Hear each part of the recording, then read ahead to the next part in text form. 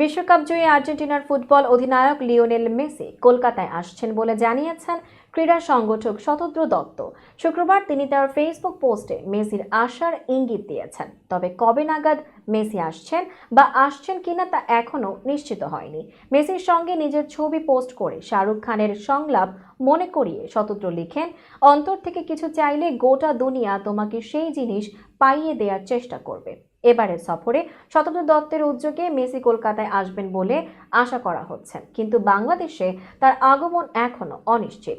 বিশ্বকাপ জয়ের পর ভারতের ক্রীড়া সংগঠক শতদ্রু দত্তের মাধ্যমে আর্জেন্টিনার গোলরক্ষক এমিলিয়ানো মার্টিনেজ বাংলাদেশে এসেছিলেন, কিন্তু সে সময় ভক্তরা মার্টিনেজকে কাছ থেকে দেখার সুযোগ পাননি।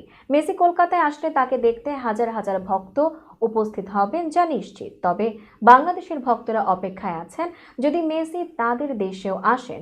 শতদ্রু দত্তের আগের উদ্যোগে কলকাতা শহর সাক্ষী হয়েছে ফুটবল কিংবদন্তি পেলে, ম্যারাডোনা, কাফু, দুঙ্গা, ভালদেরামার সহ অন্যান্য তারকাদের আসার।